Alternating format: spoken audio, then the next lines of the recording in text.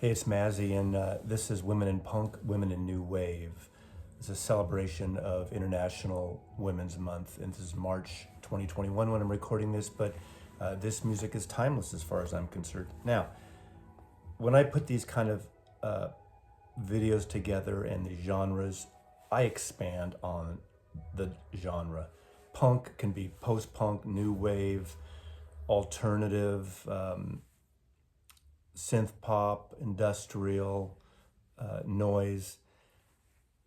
I get that people who are purists will say that's not punk, that's not punk. So that's why it's sort of an overview of these women that I happen to have in my collection. Now, in my case, I've chosen 2 records per artist, unless they only have one, and except for 1 or 2 examples, it's all vinyl, not CD. So if I missed it, the odds are I either forgot, which I don't think so, but I might have forgotten several in my collection, or I just don't have them. So this is not a definitive view of every woman in punk or new wave. This is my personal collection, a showcase of my collection. Some experts were going to know a lot more about this music, and hopefully I introduced some of this music to some new people out there. So, let me suggest, I'm going to put a link below to Vinyl Richie. If you don't subscribe to him, he probably knows more about punk than most people I know in the vinyl community and doing these YouTube channels. So I love his take on the genre. He's was in the scene in Southern California almost exactly the same time that I was kind of in around the scene in San Francisco in the Bay Area, late 70s, early 80s. So a lot of these bands I saw early on in their first tours or first several tours. And these are artists and bands fronted by women, or at least woman is a major part of the outfit. So I'm going to start with someone who's controversial to some people, not controversial to me. To me, you could say it's proto-punk, pre-punk. We didn't call it that, but influence, I swear. This woman influenced a lot of these artists, and a lot of wankers out in the world just don't get her, and that's Yoko Ono. Her first album, The Plastic Ono Band, would have been probably one to show, but I've been showing that lately in other videos and other topics. So I'm going to show Approximate Infinite Universe, Yoko Ono, and Fly. These are both double albums. They're fantastic. They're intense. They're conceptual. I'd say Fly is probably the better of the two, and all of them are double records. Look at that photograph, isn't that great? Apple Records. These are from, I think, 1971 and 1972. John and Yoko, they're walking. And there as well. So this is important music in this story, and there are some bands that you'll see here that were influenced by these. So without further ado, I'm going to really jump into the records. I decided just to put them in alphabetical order. I'm not rating them, I'm not ranking them, and I'm not putting them together in subgenres because that's not how I roll. So I'm going to start out with an EP, a UK band called Altered Images. This is a Scottish band, and Claire Grogan was the singer of this band, so she's that high voice. And if you haven't heard this song, you should check it out. I Would Be Happy. I Would Be Happy. Very catchy song. Was on the radio here in the Bay Area, in the States. Not on AM radio, but it was played a lot. So this is a wonderful EP on Epic Records. This is a UK pressing that I have.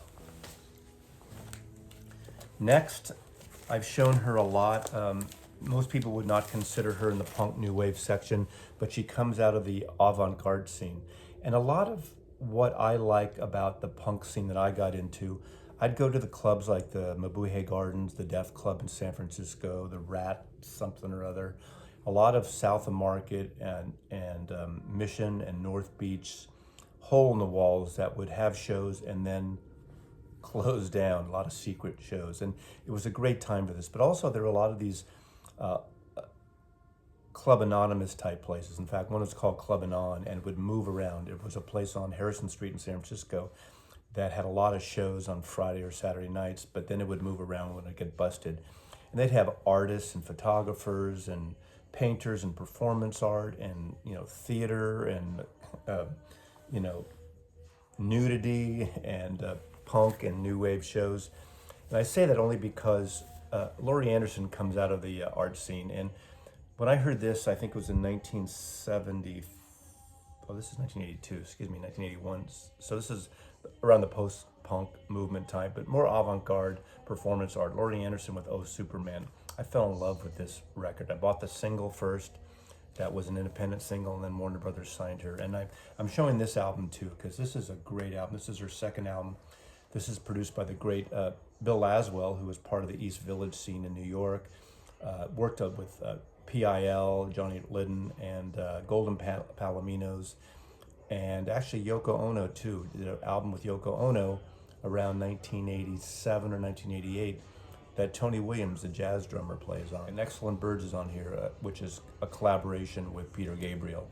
So fantastic records. I buy everything of Laurie Anderson. So I am including her as a great woman in this whole, the grand scheme of things in punk music. Now, another UK band, Leslie Woods was vocal and guitar, but also had a bass player, Jane Monroe, and that's the English band Au Pairs. Very influenced also by Yoko, very bass heavy. Au Pairs were a great UK band. These are from 1981 and 1982, UK editions. A favorite of mine, the Au Pairs. There's direct links to Yoko Ono, and not everything I'm going to show here is a connection to Yoko Ono. And those people who are like Yoko haters, just obviously the B-52s. It's produced by Chris Blackwell. Now, Kate Pearson and Cindy Wilson were the two women who fronted this band. Actually, you know, they all sang, of course. Fred Schneider was one of the lead vocalists too, but the women in this band were an important part of this band, and they really made it work. Now, the song Rock Lobster is sung by Fred, and that's the song that got John Lennon in the studio again to make, with Yoko, Double Fantasy, because he said, hey man, hey mother, they're doing your music. It finally caught on. Rock Lobster is a total homage to Yoko Ono. This record, I think this is her third record as I recall. The song Rome, maybe it was fourth record. The song Rome was a big hit all over MTV. Great song, and that was sung by Kate Pearson, of course, and Cindy Wilson as well. Great record, great women in this band, B-52s, incredible band from Athens, Georgia. Of course, there's the Bangles, the second LA band to top the charts, all women band. Great hits. I really like this album. This is All Over the Place. I love the song Going Down to Liverpool. Very pop number. Everything is wonderful here. And of course, this album, which has the hit Manic Monday, which Prince wrote and gave to them to record. They had a huge hit with this. They were signed to Columbia Records, produced by David Kahn, as I remember. Yeah, David Kahn, the Bangles. I did see the Sugar Cubes when they came around the first time, I think, first or second time to the Bay Area. Sugar Cubes, Iceland band, fronted by Bjork. I don't have any Sugar Cubes on vinyl. I do have their albums on CD, so I decided to go solo and go with the first several Bjork records. To me, she's one of the most important female artists of the last, 30 years or so, beyond. Great artistic creations, not just music and art, and her whole visual style. Incredible records. Here's her great record, Post, and this was her first solo record, Bjork. Human Behavior is her debut. Really great records. Bjork is, to me, again, very important in this scene. Very favorite of mine. Of course, coming out of the whole New York East Village, the CBGB scene, and became the biggest thing right out of the gate, almost out of the gate, but is Blondie. When I first heard this album, this is the first album that I got, their first album, and Ex Offender was such a great song. That was the one I kept hearing, and Deborah Harry, just everybody fell in love with Deborah Harry. Great album. This was on Past excuse me, Private Stock record to begin with. And then, of course, Chrysalis record. And this is in 1978 here. This is Parallel Lines, Hanging on the Telephone. A lot of hits came out of this record. Hanging on the Telephone, One Way or Another, Pretty Baby, Sunday Girl, Heart of Glass. Heart of Glass became sort of the disco dance favorite for a lot of people. Obviously, there's a whole group of punk and new wave people that didn't like that they were getting into the disco and rap culture. White girl does disco, white girl does rap, but you can't deny how great these records are, how commercial they are, yet how fun they are. But you know, they're the real deal. This one is produced by Rob Chapman, and he produced several of their albums after this. The hit machine was heavy with Blondie. Now going more into the dream pop thing, a Scottish dream pop band, and the main vocalist was Elizabeth Fraser, and I almost did not include them here because when you think of punk, the last thing you're going to want to play probably is dream pop. But I think it's an important part of, again, this whole expanded scene, and of course it's the Cocteau Twins. Great records on 4AD, of course designed by the great artist, graphic artist, Von Oliver, who just passed away in the last year and a half. This is Treasure, and this is Pink Opaque.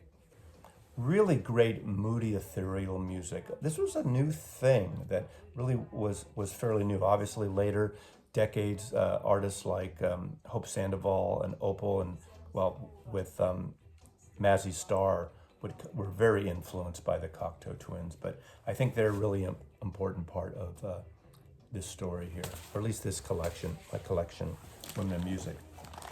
This next one is actually a 45. I only have a 45 of this band, and I used to see this band around the Bay Area all the time, around San Francisco. They were probably the premier woman punk band in San Francisco, and they were called the Contractions. The Contractions were great. Their bass player, Kathy Peck, eventually started an organization called Here. She had lost some of her hearing, had major ear damage because of rock and roll. And she helped coordinate and really got legitimacy and funding in a way from Pete Townsend of The Who, because Pete Townsend had ear issues from all that loud music, and especially from the Smothers Brothers performance that you can see on YouTube when The Who are playing. And Keith Moon put too much explosives in his bass drum, and literally it blew up with more explosives right when Townsend's head was so close to the drums, and it gave him life-lasting ear damage.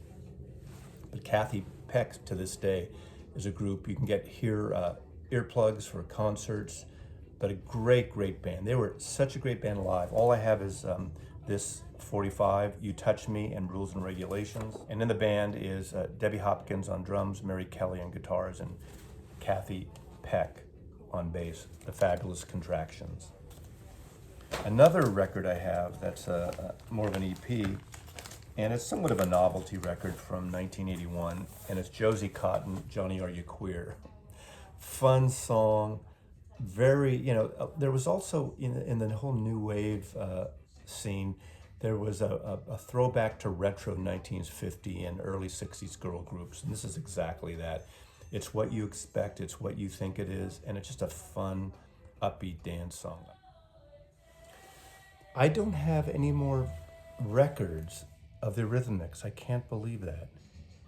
I used to, and they kind of went away in the mid-90s purge, thinking CDs. I only have the greatest hits, so I need to remedy that. But Annie Lennox, you can't talk about the whole new wave scene. Blue-eyed soul singer, fantastic vocalist. What a great duo the Eurythmics were. But Annie Lennox, went on obviously as a solo artist, but they did some amazing stuff together. They had some incredible singles. Sweet Dreams, Who's That Girl, Here Comes the Rain Again, Sisters Are Doing It for Themselves, I think, was that the one with Aretha Franklin? She did something with Aretha Franklin. Missionary Man, Annie Lennox, very important on this women in punk, women in new wave scene. And I'm so sad to say I don't have any of her music on vinyl. I'm going to remedy that very soon. Have you heard the name Deborah Evans Strickland? Probably not, but you've probably heard the Flying Lizards. Flying Lizards, a UK, another electronic-based band who came out of nowhere and scored a semi-hit, but got a lot of airplay of their cover versions of Money and Summertime Blues. Of course, the Berry Gordy song Money, a song the Beatles and so many other artists covered. Summertime Blues, of course, the Eddie Cochran song. It's just a interesting, again, almost novelty style, but a great record still to this day. This is an EP of those two songs, 12-inch EP of those songs. Flying Lizards, Money. Probably the number one girl group of the 80s in terms of sales, or for a period of time, with the Go-Go's from LA.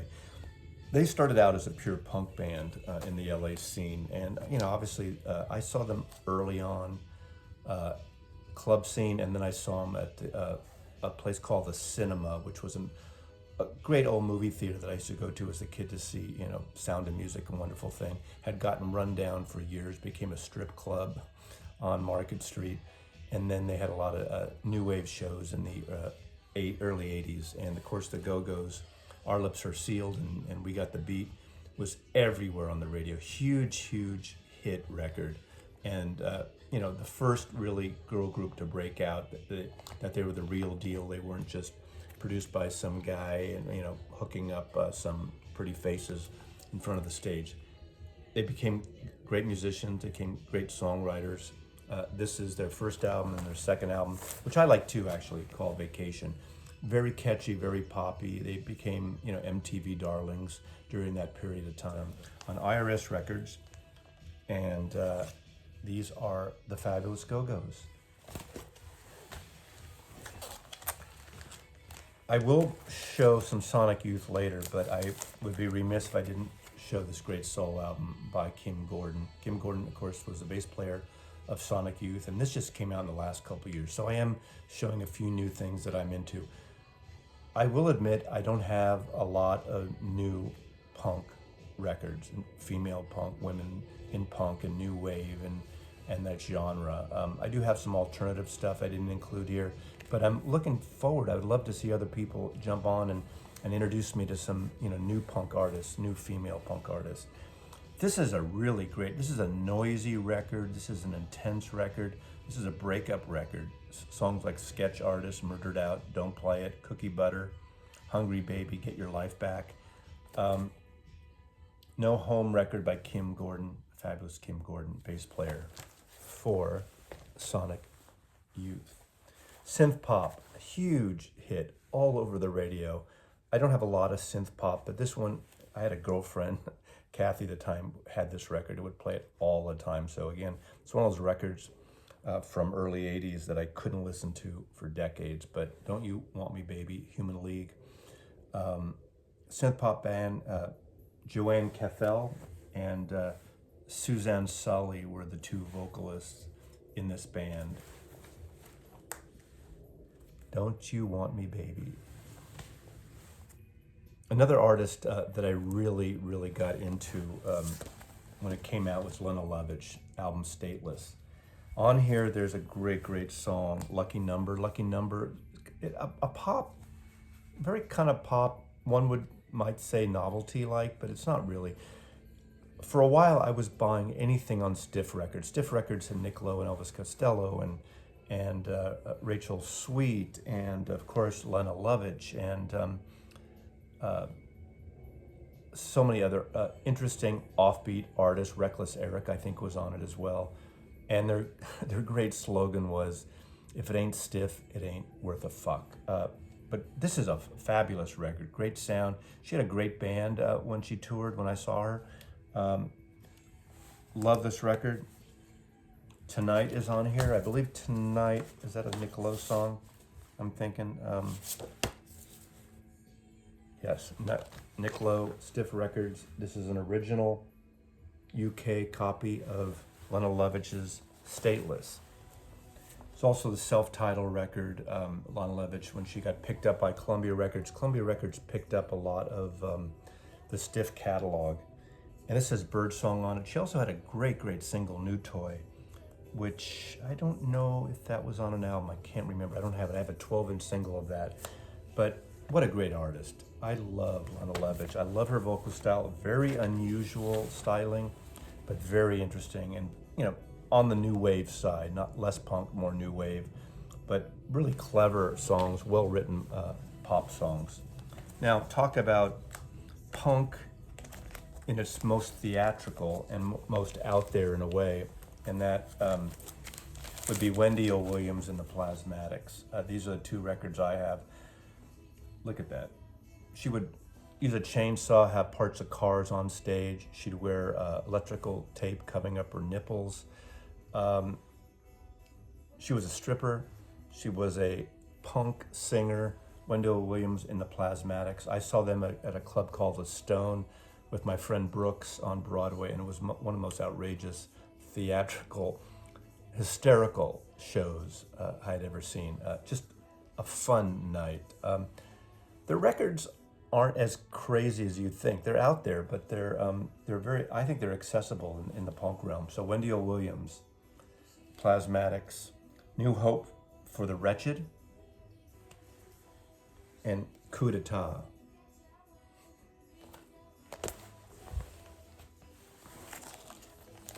Probably the most prolific songwriter in the punk new wave scene, more in the new wave sign. And she came out in 1980, 79, 1980, with her band, fabulous band.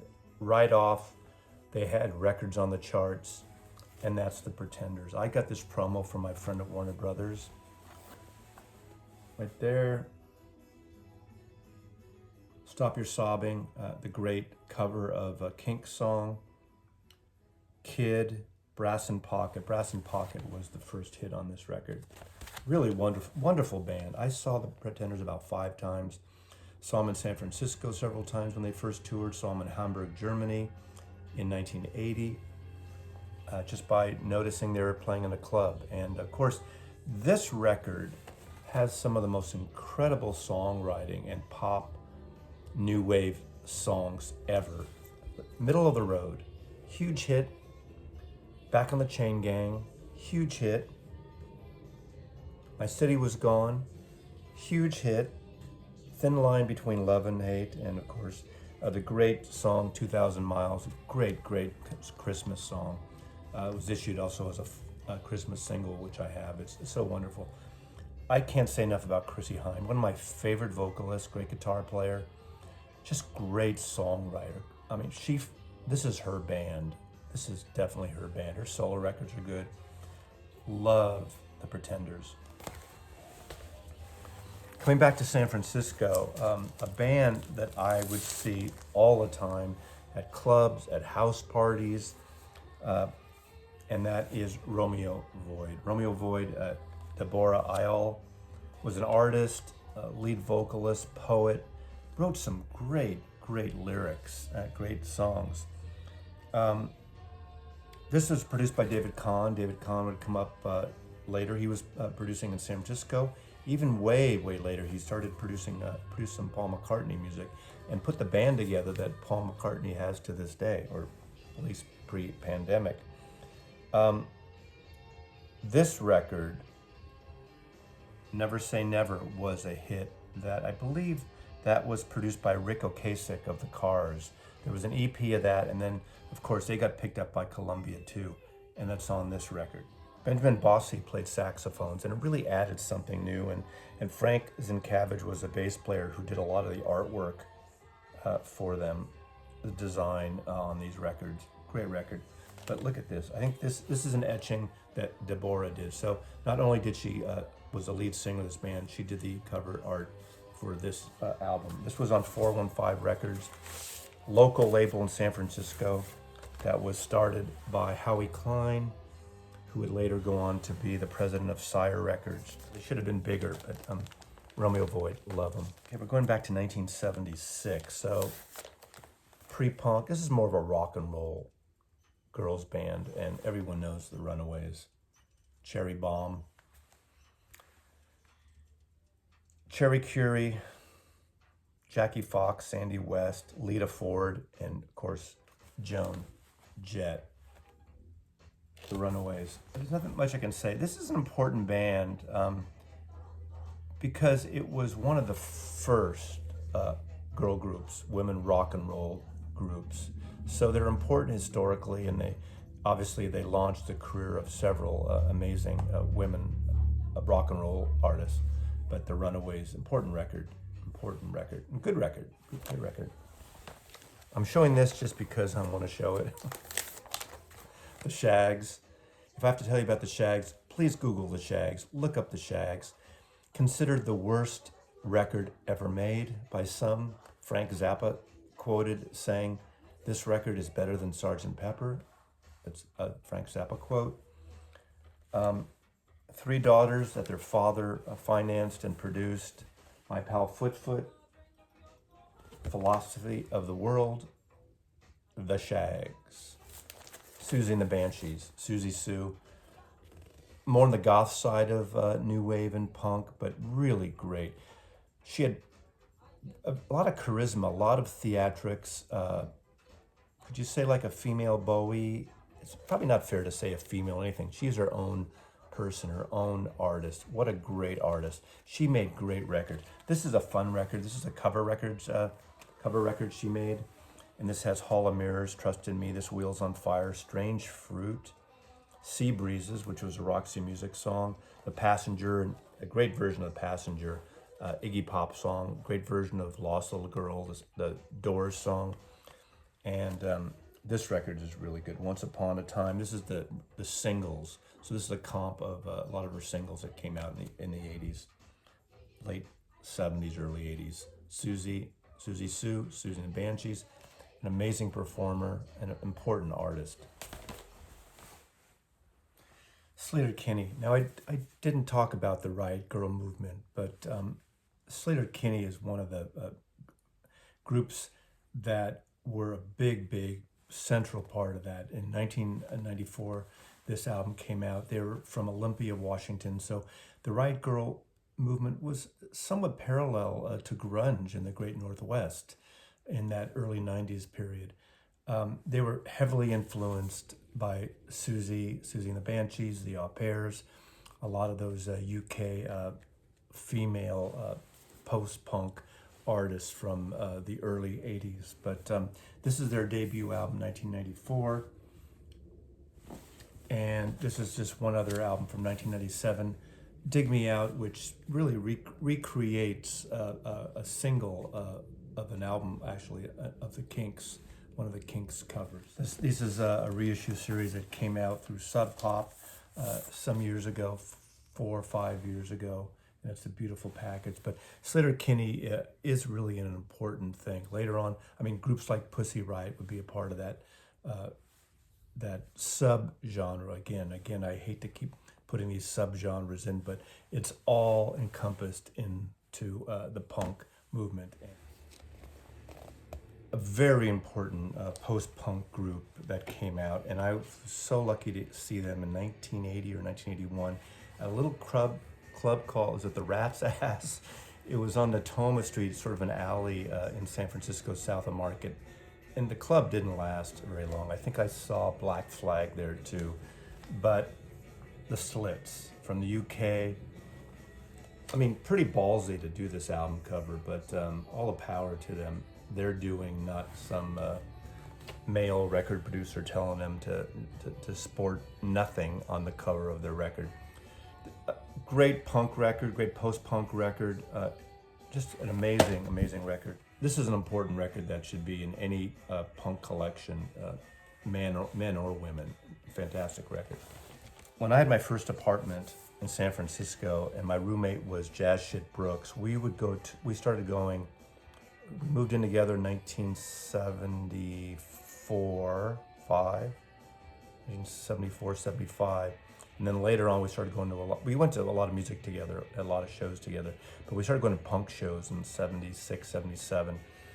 And when I got this record, 1976, this 45, this became our apartment theme song.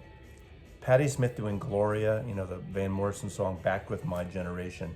My Generation became our apartment theme song. It's a live cut. We don't need that fucking shit talking about My Generation. On Arista record, this is this is hysterical. I can't remember if this is a white label promo. It's a white label, but maybe it's not a promo. Maybe I just got it on a white label. But I cherish this record. This is probably the 45, because I wasn't playing a lot of 45s at home in those days, playing mostly LPs, but this got more mileage on my record player in San Francisco, my first apartment, than any other record. Of course, great, Lenny Kaye. God. Notice, My Generation contains language that might be considered objectionable. I should have put that at the beginning of this video, because anytime I say fuck, there's always some wanker that, gets upset. That's why I always click not for children. But, of course, her first album sporting the great cover photograph by her friend for life, as long as his life unfortunately ended too short. Robert Mapplethorpe, great photographer, artist. Patti Smith, Horses.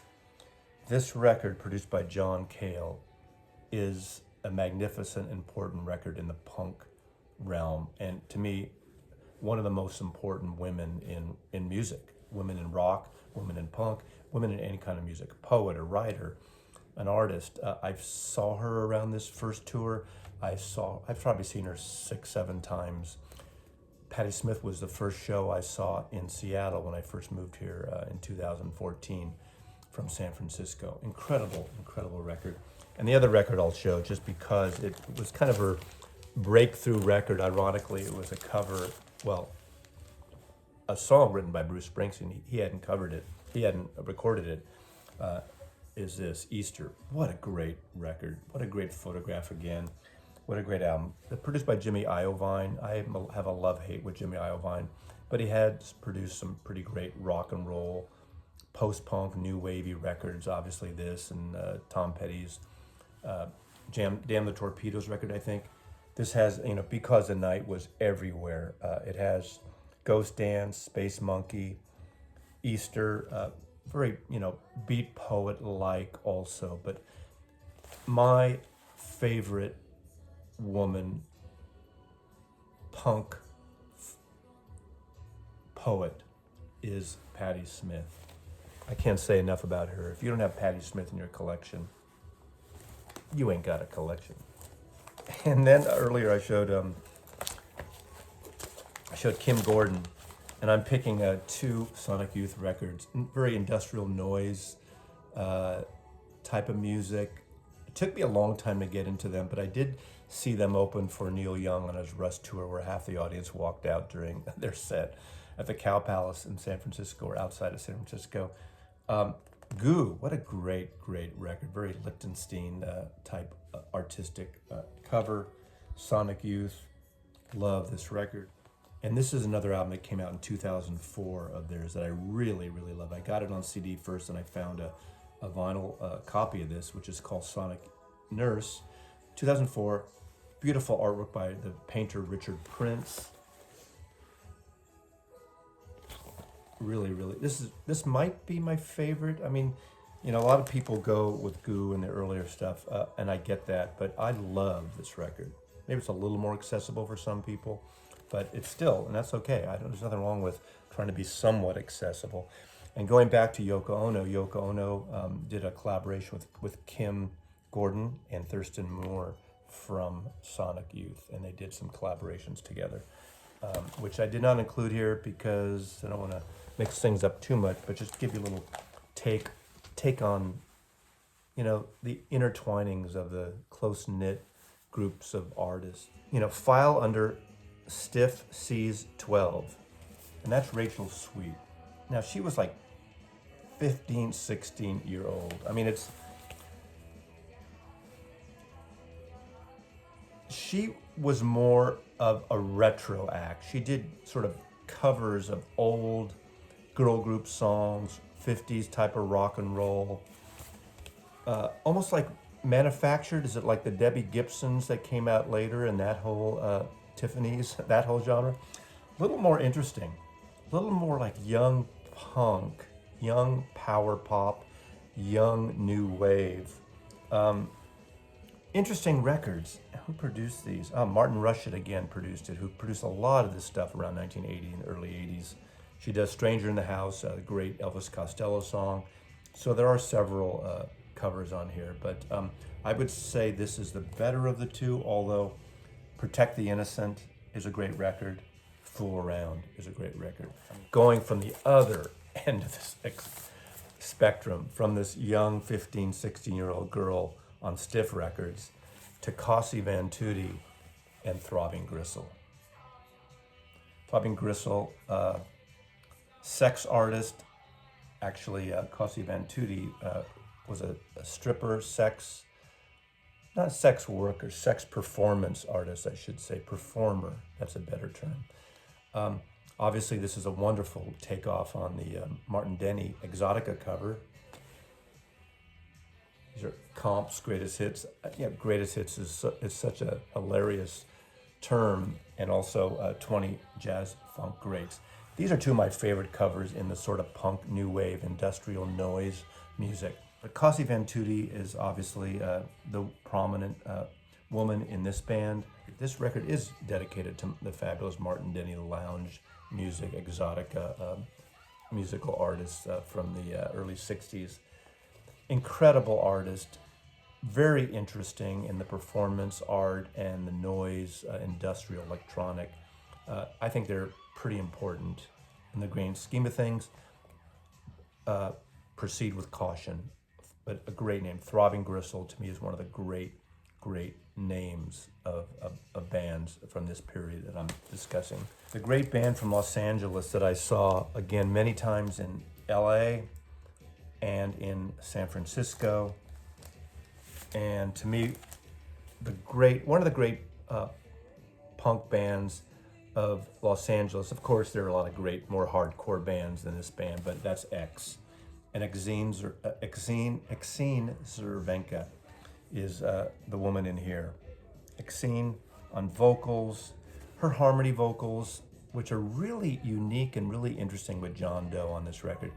This record is produced by the great Ray Manzarek, the keyboard player for The Doors. It actually has one cover, a Doors cover, Soul Kitchen. The World's a Mess, It's in My Kiss. Fantastic, important record in the punk scene. Another record that everyone should get who wants to dabble in punk.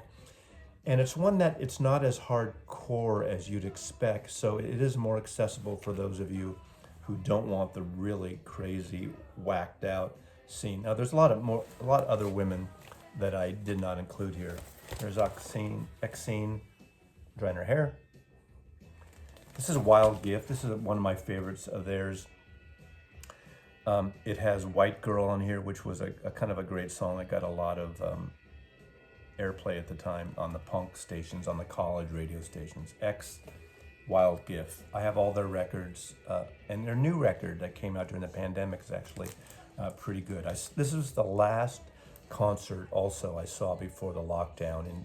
In February 2020, I saw X in Seattle, and they were fabulous still. Love them, but Exene Cervenka, the original member of X, and the original members are still together. When they're together, they did an offshoot album called The Knitters, which is more of a folky country bluegrass version of X, or roots music, with Dave Alvin from the Blasters. But X, very important artist, and Exene, really important woman in punk music and the new wave punk scene. And lastly, Young Marble Giants, the only record they ever did, Young Marble Giants. Allison Staton is the vocalist. She sings lead on every song. She's a solo vocalist. And Philip Moxham and Stuart Moxham, bass guitar and organ. So no drummer, very minimal post-punk, but new wave, but environmental, minimal. Beautiful. To me, this is a perfect record, opening up with Searching for Mr. Right. It starts just with a bass, a little bit of organ, and her vocals. I saw them in Palo Alto, California on their only American tours, I recall. And then they also kind of went on and didn't play anymore, didn't make any more records, which is unfortunate. This came out in 1980 or 81, I think it's 81. Colossal Youth is the name of the record. I'm closing out with this because this is, amongst all these records, this is a record to me that's not dated. It is fresh every time I hear it. It's not loud, it's a quiet record, and it's a really beautiful record. Young Marble Giants from the UK. Incredible record. If you heard some music in the background, playing just ever so softly, make more noise. Women in Independent UK Music, 1977 to 1987. This is a highly recommended compilation. This came out in 2020, just last year. It is 4 CDs of a lot of women-led bands that you probably have never heard of. There are some, I'm sure, that are familiar to many of you, but this is an excellent comp. Obviously, it's only on a compact disc, but it is highly recommended for everyone out there. So before I close out, I just wanted to share this with you because Women Music, International Women's Month, this is something, if you buy CDs and you like power pop, if you like punk, if you like post-punk, just indie music from women in the United Kingdom at this period of time, highly recommended. Get this record. It's got a beautiful book inside too. So, no Pussy Riot here, sorry. As you love you.